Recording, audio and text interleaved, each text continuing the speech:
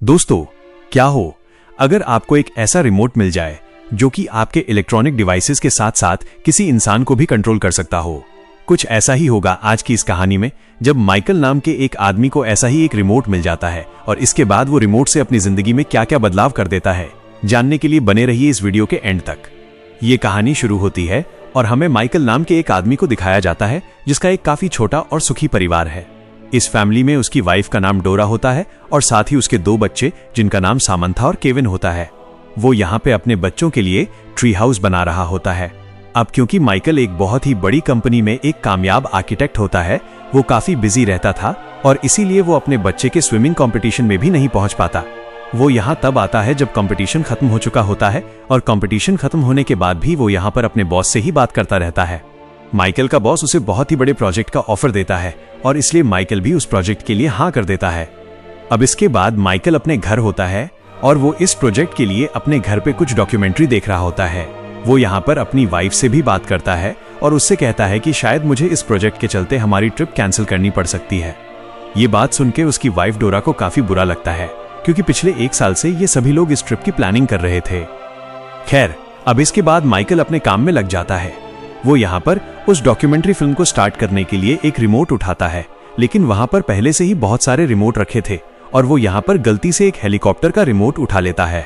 वो हेलीकॉप्टर सीधा आकर उसके सर पर लगता है और अब इस सब से परेशान होकर माइकल बाहर एक यूनिवर्सल रिमोट लेने के लिए चला जाता है। यूनिवर्सल रिमोट वो चीज होती है जिससे कि घर की सभी इलेक्ट्रॉनिक चीजों को कंट्रोल किया जा सकता था। माइकल एक स्टोर पर पहुंचता है और यहाँ पर वो शॉपकीपर से यूनिवर्सल रिमोट मांगता है, लेकिन वो शॉपकीपर माइकल से दोस्ती करना चाहता था, मगर माइकल को इसमें कोई भी दिलचस्पी नहीं थी और इसीलिए वो आगे बढ़ जाता है।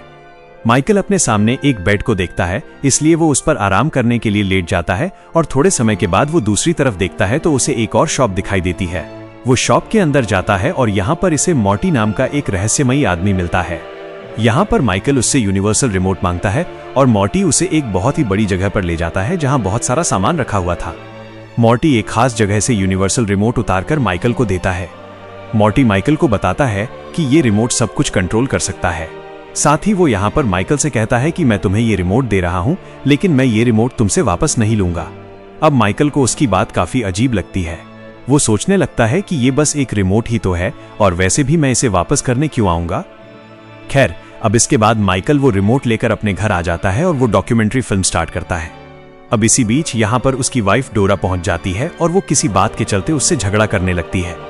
यहाँ पर माइकल से गलती से रिमोट का पॉज बटन दब जाता है और तभी माइकल नोटिस करता है कि डोरा सच में रुक चुकी है। अब वो जैसे ही बटन को दोबारा प्रेस करता है, डोरा फिर से नॉर्मल हो जाती है। इसके बाद वो अपने घर के बेसमेंट में जाकर काम करने लगता है। यहाँ पर माइकल का कुत्ता बहुत ज्यादा भौंक रहा होता है और इसीलिए माइकल मजाक में वो रिमोट उठाकर उसका वॉल्यूम कम कर देता है और इससे कुत्ते की आवाज सच में कम हो जाती है। अब यहाँ पर माइकल साइलेंट बटन दबाता है तो उसका कुत्ता पूरी तरह साइलेंट हो जाता है। ये सब देखकर माइकल एकदम से हैरान रह जाता है। इसके बाद वो अपने कुत्ते को जरूरी काम करने के लिए गार्डन में ले जाता है और वहां फास्ट फॉरवर्ड का बटन दबा देता है। इससे उसका कुत्ता सभी काम जल्दी जल्दी कर लेता है। अब इसके अगले दिन हमें डोरा की फ्रेंड एनी को दिखाया जाता है जो डोरा के पास आई थी। यहाँ पर माइकल उस रिमोट का यूज करते हुए उसे म्यूट कर देता है। इसके बाद माइकल फिर से मॉर्टी से मिलने के लिए जाता है। माइकल उससे कहता है कि मैं उस दिन तुम्हारी बात ठीक से समझ नहीं पाया था, तुमने तो यार सच में मुझे एक जादुई रिमोट दे दिया है। मॉर्टी यहाँ पर माइकल से कहता है कि ये जो तुम्हारे हाथ में रिमोट है, ये सच में एक यूनिवर्सल रिमोट है। इससे तुम सब कुछ कंट्रोल कर सकते हो, यहाँ तक कि तुम इससे अपनी लाइफ को भी कंट्रोल कर सकते हो। वो यहाँ माइकल से मेन्यू बटन दबाने के लिए कहता है। जैसे ही माइकल मेन्यू बटन दबाता है तो उसकी जिंदगी की सारी यादें उसके सामने आ जाती हैं। माइकल यहाँ देखता है कि उसका जन्म कैसे हुआ। वो यहाँ पर अपने बचपन को देखता है जिसमें वो बच्चों के साथ बेसबॉल खेल रहा होता है। उसके मम्मी पापा भी उसके साथ काफी खुश थे। यहाँ पर उसके पापा उसे एक ट्रिक दिखा रहे होते हैं जिसमें वो एक सिक्के को अपने मुंह में डालकर उसे गायब कर लेते हैं। ये ट्रिक देखकर मॉर्टी भी काफी हैरान रह जाता है और माइकल से पूछता है कि उन्होंने ये कैसे किया। माइकल बताता है कि ये एक खास तरह का कॉइन होता है जो कि सिर्फ खाने के लिए ही बना होता है। माइकल ये भी बताता है कि मैं हमेशा अपने पापा के सामने अनजान बनने का नाटक करता था, लेकिन मुझे इस बारे में पता था। बाद में मॉर्टी प्ले का बटन दबाने के लिए कहता है और इसके बाद ये प्रेजेंट टाइम में आ जाते हैं। मॉर्टी अपना कार्ड माइकल को देता है, जिससे कि अगर माइकल को कुछ भी पूछना हो तो वो उससे बात कर सके। अगले सीन में दिखाया जाता है कि माइकल अपने बॉस से मिलने के लिए एक होटल में जाता है। वहां उसका बॉस कहता है कि अगर तुमने अपना प्रोजेक्ट पूरा कर लिया है तो तुम्हारा प्रमोशन एकदम पक्का है, और अगर तुम ऐसा नहीं कर पाए तो अपने लिए नई नौकरी ढूंढ लो। अब इसके बाद माइकल अपने घर आ जाता है। दूसरी तरफ घर पर डोरा को दिखाया जाता है, जो कि माइकल के मॉम और डैड को डिनर पर इनवाइट करना चाहती है, लेकिन माइकल इसके लिए मना कर देता है क्योंकि अब उसे बहुत सारा काम था। लेकिन मना करने के बाद भी डोरा डिनर का प्लान बना लेती है। अब क्योंकि माइकल के पास बिल्कुल भी टाइम नहीं था, इसलिए वो अपने पेरेंट्स के यहाँ आने, उनके खाना खाने और यहाँ की गई बातों के सारे पल अपने रिमोट से स्किप कर देता है। इसके बाद वो अपने काम करने की जगह पे आ जाता है। यहाँ पर डोरा पहुँचती है और कहती है कि तुमने अपने पेरेंट्स से वादा किया था कि तुम अपने बर्थडे वाले दिन अपने पिता को लंच पर इनवाइट करोगे और उन्हें सरप्राइज दोगे। लेकिन माइकल को यहाँ याद नहीं आ रहा था कि आखिर उसने ऐसा कब कहा, और इसीलिए वो मॉर्टी को कॉल करता है। जैसे ही वो उसे कॉल करता है, मॉर्टी उसके घर के दरवाजे पर ही खड़ा होता है। ये दोनों सड़क पर आ जाते हैं और यहाँ पर बातें करने लगते हैं। मॉर्टी यहाँ उसे समझाता है कि जब भी तुम फास्ट फॉरवर्ड का बटन दबाते हो, तुम्हारी लाइफ भी ऑटो पायलट के जैसे खुद से ही चलने लगती है। इससे तुम अपना काम तो जल्दी कर लेते हो, लेकिन तुम इस बीच उनसे बातें भी करते होगे, और इसीलिए तुमने अपने पेरेंट्स से ऐसा कह दिया होगा। इसके बाद मॉर्टी वहां से चला जाता है। खैर, अगली सुबह माइकल उठता है और अपने ऑफिस के लिए निकल जाता है, लेकिन वो हर रोज की तरह ट्रैफिक में फंस जाता है। अब इसीलिए वो फास्ट फॉरवर्ड बटन का यूज करके जल्दी से अपनी कंपनी में पहुंच जाता है। शाम को जापानी क्लाइंट्स के साथ माइकल और उसके बॉस की मीटिंग होती है। मीटिंग से पहले जापानी लोग साइड में जाके बात कर रहे होते हैं। माइकल रिमोट से वॉल्यूम हाई करके और लैंग्वेज सेट करके उनकी सारी बातें सुन लेता है। जैसे ही वे लोग चाह रहे होते हैं, माइकल उनके प्रोजेक्ट में बदलाव करके डील फिक्स कर देता है। इस पर माइकल का बॉस काफी खुश हो जाता है कि आखिर ये माइकल ने किया कैसे। माइकल भी काफी खुश है क्योंकि उसे प्रोजेक्ट मिल चुका है। वो घर आता है और अपने बच्चों के लिए साइकिल और डोरा के लिए एक महंगा पर्स खरीद कर लाया होता है। साथ ही वो खुशखबरी देता है कि कंपनी में उसका प्रमोशन होने वाला है। डोरा काफी खुश होती है और वो माइकल से उनकी पहली मुलाकात का गाना गाने के लिए कहती है, लेकिन माइकल वो गाना भूल चुका था, इसीलिए वो फास्ट फॉरवर्ड करके अपनी पहली मुलाकात का गाना सुन लेता है। डोरा फिर से वो गाना सुनकर काफी खुश हो जाती है। अगले दिन माइकल जब अपने बॉस से जाकर मिलता है, तब उसका बॉस उसे कहता है कि तुम्हें और भी प्रोजेक्ट करने होंगे, उसके बाद ही तुम्हारा प्रमोशन होगा। उन प्रोजेक्ट को पूरा करने में तुम्हें 3 से 4 महीने लग जाएंगे। यहाँ माइकल कहता है कि ये क्या बकवास है, मैंने अपने प्रमोशन की खुशी में काफी सारी शॉपिंग कर ली है और अपने काफी सारे पैसे खर्च कर दिए हैं। उसका बॉस कहता है कि मुझे इस सब से कोई फर्क नहीं पड़ता। इस पर माइकल को काफी गुस्सा आता है और वो टाइम को रोककर अपने बॉस को 3-4 चांटे मार देता है और बाद में अपने बॉस को नॉर्मल करके वहां से चला जाता है। इसके बाद माइकल मॉर्टी के पास जाता है और कहता है कि मैं 3 महीने के लिए अपनी लाइफ को फास्ट फॉरवर्ड करना चाहता हूं, लेकिन मॉर्टी उसे ऐसा करने से मना करता है क्योंकि अगर वो ऐसा करता है तो वो अपनी लाइफ में काफी कुछ मिस कर देगा। माइकल मान जाता है और घर चला जाता है। यहाँ आकर माइकल अपने काम में लग जाता है और वो काफी परेशान होता है। वो गुस्से में अपने बच्चों को भी डांट देता है, जिसका उसे बाद में काफी बुरा लगता है। अब यहाँ पर माइकल फैसला कर लेता है कि मैं 3 महीने आगे जाऊंगा, इसमें मेरा क्या बिगड़ जाएगा, और इसलिए वो टाइम को फास्ट फॉरवर्ड कर देता है। अब वो सीधा अपने आप को ऑफिस की पार्टी में पाता है, जहाँ सभी लोग उसे बधाइयां दे रहे होते हैं। उसका बॉस उसे प्रमोशन के लिए बधाई देता है और अपनी गर्लफ्रेंड जेनी से उसे मिलवाता है। यहाँ माइकल को रियलाइज होता है कि उसे अपने प्रमोशन में 2 साल लग गए हैं और उसने अपनी जिंदगी के 2 अनमोल साल खो दिए हैं।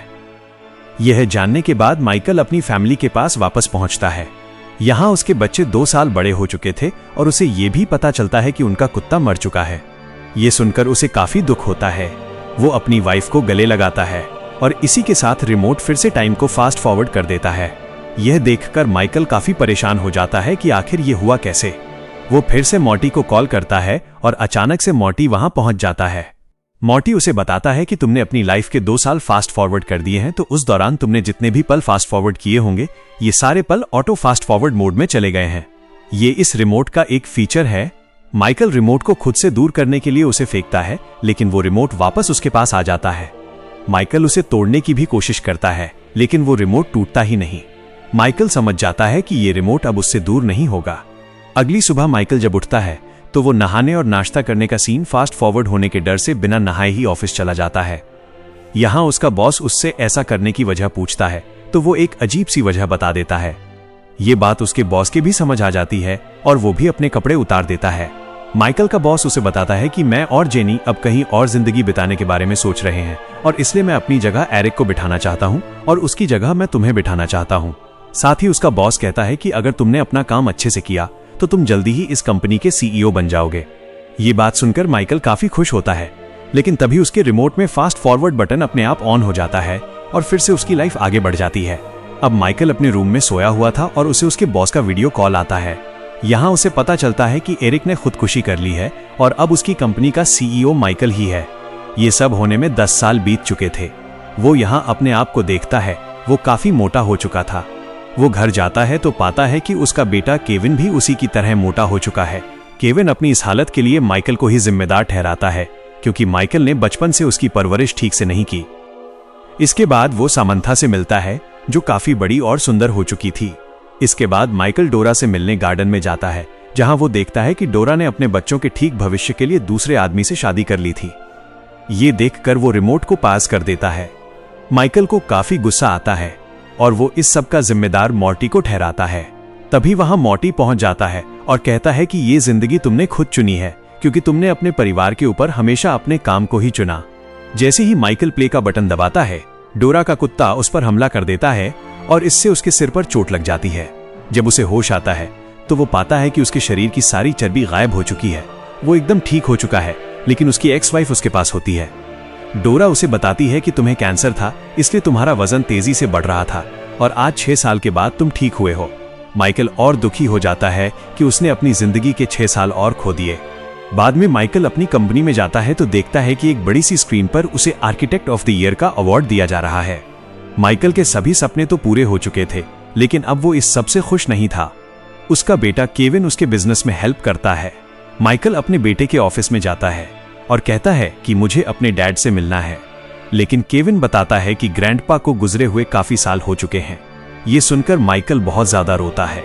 वो अपने फादर की कब्र पर जाता है और उन्हें बहुत मिस करता है। वो रिमोट को फास्ट फॉरवर्ड करके उस समय में जाने की कोशिश करता है जब उसके फादर की डेथ हुई थी, लेकिन वो ऐसा नहीं कर पाता। तभी मॉर्टी आता है और कहता है कि तुम उस समय में नहीं जा सकते जिस समय में तुम थे ही नहीं, क्योंकि तुम अपने फादर की मौत के समय वहां पर नहीं थे। माइकल उस सीन को देखता है जहां वो अपने फादर से आखिरी बार मिला था। वहां केविन अपने फादर को एक डिजाइन दिखा रहा होता है और पिछला माइकल उस डिजाइन पर बिल्कुल ध्यान नहीं देता। आज का माइकल अपने पुराने वर्जन को देखकर काफी गुस्सा होता है। तभी वहां उसके डैड पहुंचते हैं और उसे बाहर घूमने के लिए कहते हैं, लेकिन पुराना माइकल उन पर गुस्सा करता है और उन्हें चले जाने के लिए कहता है। डैड उसे अलविदा कहते हैं और चले जाते हैं। आज का माइकल उन्हें देखकर गुड बाय कहता है। माइकल वापस अपने समय में आ जाता है और काफी दुखी होता है। मॉर्टी कहता है कि मुझे भी उन्हें यहां से ले जाने में काफी दुख हुआ। माइकल पूछता है कि तुमने ऐसा क्यों कहा। तब मॉर्टी बताता है कि मैं एक एंजल ऑफ डेथ, मौत का फरिश्ता हूं जो लोगों की आत्मा ले जाता है। ये सुनकर माइकल काफी डर जाता है और वो रिमोट का बटन दबाकर और कुछ सालों को फास्ट फॉरवर्ड कर देता है। अब वो अपने बेटे की शादी में होता है। वो वहां स्पीच देता है और डोरा के साथ डांस भी करता है। इसी बीच उसे हार्ट अटैक आ जाता है और वो गिर जाता है। जब माइकल को होश आता है, वो हॉस्पिटल के बेड पे होता है जो लाइफ सपोर्ट की वजह से जी रहा था। केविन और सामंथा वहां पहुंचते हैं। माइकल केविन से पूछता है कि तुम हनीमून पर क्यों नहीं गए। केविन कहता है कि एक अर्जेंट मीटिंग थी, इसलिए मैंने हनीमून कैंसिल कर दिया। माइकल उसे समझाता है कि अपने परिवार को टाइम दो, लेकिन केविन को फिर से मीटिंग के लिए जाना पड़ता है। माइकल उसे रोकने के लिए बेड से उठकर उसके पीछे भागने लगता है। मॉर्टी उसे रोकने की कोशिश करता है, लेकिन माइकल नहीं मानता। बाहर काफी तेज बरसात हो रही होती है। माइकल भागते भागते नीचे गिर जाता है। वहां केविन और डोरा भी आ जाते हैं। माइकल आखिरी पलों में केविन को समझाता है कि हमेशा अपने परिवार को समय दो। इसके बाद वो डोरा से कहता है कि मैं हमेशा तुम्हें प्यार करता रहूंगा। मॉर्टी वहां पहुंचता है और कहता है कि चलने का समय हो गया है। माइकल की मौत हो जाती है। तभी एक सफेद फ्लैश दिखाई देती है और माइकल घबराकर सोफे से उठता है, जैसे उसने कोई बुरा सपना देखा हो। वो खुद को आईने में देखता है तो पाता है कि वो एकदम जवान है और उसी स्टोर पर है जहां वो पहले था। वो स्टाफ के लड़के से दोस्ती कर लेता है और अपनी पुरानी गाड़ी को देखकर बहुत खुश होता है। अब उसे परिवार का मतलब समझ आ चुका था। वो सबसे पहले जाकर अपने मॉम डैड से मिलता है और उन्हें डिनर पर इनवाइट करता है। घर पहुंचकर वो सबको जगाता है और डोरा से कहता है कि चलो हमें ट्रिप की तैयारी करनी है। वो बच्चों से वादा करता है कि हम मिलकर ट्री हाउस बनाएंगे। बाद में वो अपने रूम में जाता है तो देखता है कि उसके सामने वही रिमोट रखा है और साथ में मॉर्टी का एक नोट भी है। उसमें लिखा था कि एक अच्छे इंसान को एक ब्रेक की जरूरत भी होती है। माइकल समझ जाता है कि वो कोई सपना नहीं था बल्कि सब कुछ हकीकत थी। माइकल सही फैसला लेता है और उस रिमोट को डस्टबिन में डाल देता है। वो अब अपनी फैमिली के साथ खुशी खुशी रहने लगता है। और इसी के साथ ये मूवी यहाँ खत्म हो जाती है। नेक्स्ट।